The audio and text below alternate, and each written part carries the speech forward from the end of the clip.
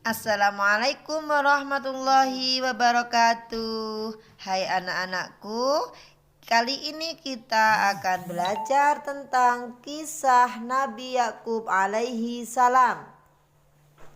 Mari kita buka dengan membaca Bismillahirrahmanirrahim. Marilah kita perhatikan, kita tonton dan kita simak bersama kisah ilustrasi tentang Nabi Yakub alaihi salam. Silahkan memperhatikan.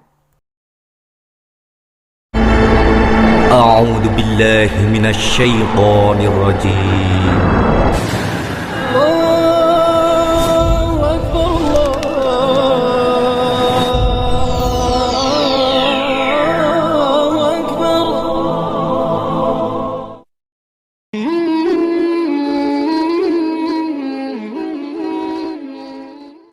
Assalamualaikum warahmatullahi wabarakatuh. Sahabat beriman, kisah Nabi Yakub alaihi salam. Nabi Yakub alaihi salam adalah satu-satunya nabi yang kakek, ayah dan anaknya juga diangkat menjadi nabi oleh Allah Subhanahu wa taala. Nabi Yakub merupakan cucu dari Nabi Ibrahim alaihissalam, putra dari Nabi Ishak alaihissalam, dan ayah dari Nabi Yusuf alaihissalam. Ia lahir di Kanaan, Palestina. Ayahnya adalah Nabi Ishak alaihissalam, sedangkan ibunya bukan berasal dari Palestina, melainkan berasal dari Haran, Irak, yaitu Rabkah binti Batuil bin Nahur. Kakek dari Rabkah merupakan saudara dari Nabi Ibrahim alaihissalam. Nabi Yakub bukan satu-satunya putra dari Nabi Ishak alaihissalam. Ia mempunyai saudara kembar yang bernama Is atau Ais. Meski kembar, mereka berdua tidak saling akrab. Bahkan Is selalu memusuhi Nabi Yakub alaihissalam.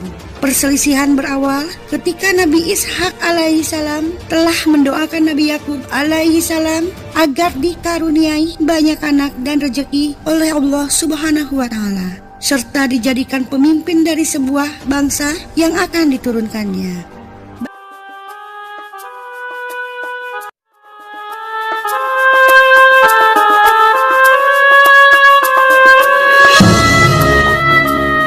Kawan yang dirahmati oleh Allah sekalian, Nabi Yakub alaihi salam adalah anak kepada Nabi Ishak alaihi salam. Ahli sejarah menyatakan bahawa Nabi Yakub alaihi salam juga digelar Israel.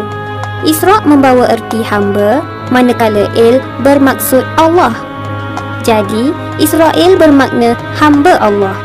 Bani Israel adalah dari keturunan baginda.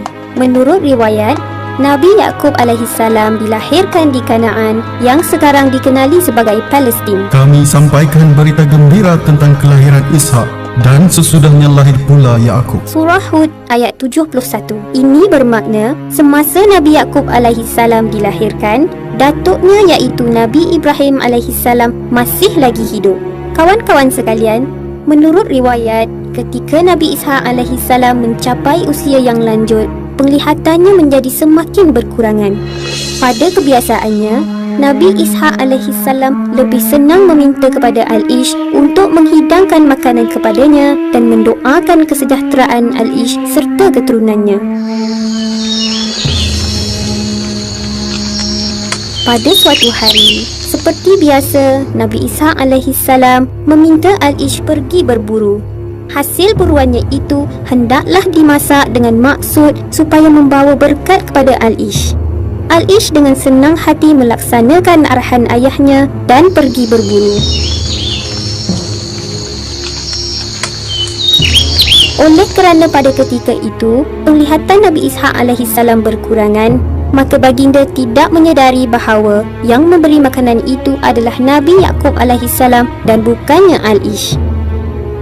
Setelah Nabi Ishak alaihi salam menikmati hidangan itu, baginda mendoakan kesejahteraan anak dan keturunannya seperti yang sering Nabi Ishak alaihi salam lakukan terhadap Al-Ish. Setelah Nabi Yakub alaihi salam keluar dari bilik ayahnya, datanglah Al-Ish membawa pesanan hidangan yang diminta oleh ayahnya tadi. Betapa terkejut dan kecewanya Al-Ish setelah mengetahui adiknya Nabi Yakub alaihi salam telah mendahuluinya. Dia sangat marah dengan tindakan adiknya itu.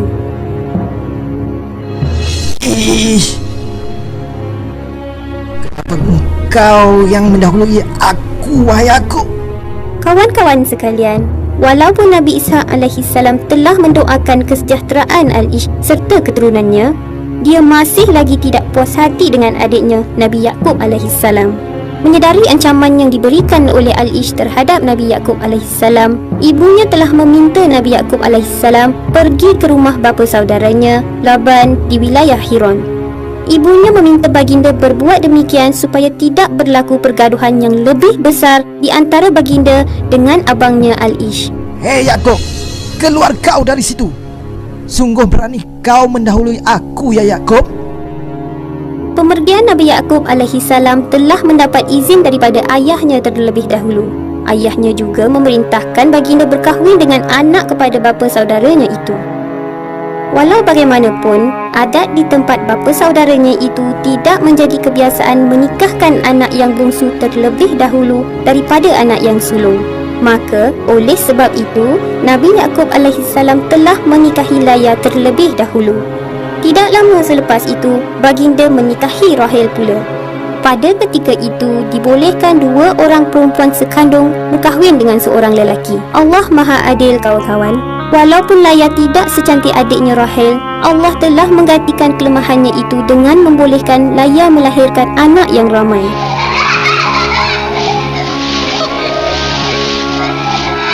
Kelahiran anak-anak itu menyebabkan adiknya Rahel cemburu.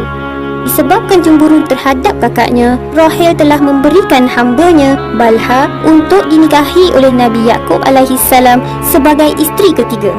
Melihat keadaan itu, Laya juga menghadiahkan hambanya iaitu Zulfa kepada Nabi Yakub alaihissalam sebagai isteri keempat. Daripada hasil perkahwinan Nabi Yakub alaihissalam dengan keempat-empat isterinya, baginda telah memperolehi 12 orang cahaya mata. Di antara anak-anaknya, baginda lebih memberi perhatian dan kasih sayang kepada Nabi Yusuf alaihissalam dan Bunyamin iaitu anak kepada Rahel.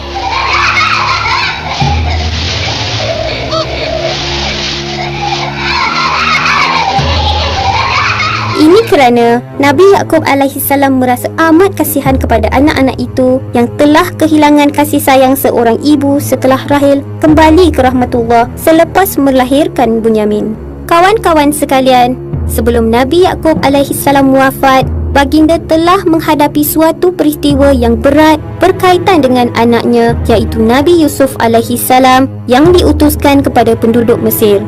Di saat menghadapi kematiannya, Nabi Yakub alaihissalam sempat memberi wasiat kepada anak-anaknya. Di dalam Al-Quran, ada menerangkan tentang wasiat baginda iaitu yang bermaksud, Apakah kamu akan turut hadir pada ketika Yakub didatangi maut? ketika itu dia berkata kepada anak-anaknya, Apakah yang akan kamu sembah setelah kematianku? mereka menjawab, Kami menyembah Tuhanmu dan Tuhan nenek moyang kami, Ibrahim, Ismail dan Ishak, iaitu Tuhan yang satu dan hanya kepadanya sahaja kami berserah diri. ayat 133. Daripada wasiat tersebut jelas menunjukkan bahawa Nabi Yakub alaihissalam adalah seorang yang kuat pegangan agamanya dan baginda bimbang akan pegangan anak-anaknya. Oleh sebab itulah baginda mewasiatkan anak-anaknya agar beriman hanya pada satu-satunya Tuhan iaitu Allah dan tidak pada yang lain. Menurut riwayat, Nabi Yakub alaihissalam telah wafat di Mesir pada usia 147 tahun. Walaupun baginda wafat di Mesir, tetapi baginda disemadikan di negeri Syam iaitu di samping dengan makam ayahnya Nabi Ishak alaihissalam dan datuknya Nabi Ibrahim alaihissalam. Untuk pengetahuan kawan-kawan, setiap putera Nabi Yakub alaihissalam telah menjadi ketua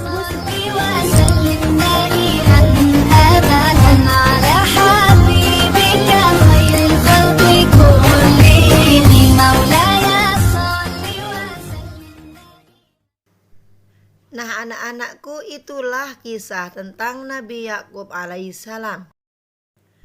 Anak-anak perhatikan, anak-anak belajar dan berusaha bisa menceritakan kembali. Dan Bu Guru cukupkan sekian, kita tutup dengan baca Alhamdulillahirabbil alamin. Assalamualaikum warahmatullahi wabarakatuh.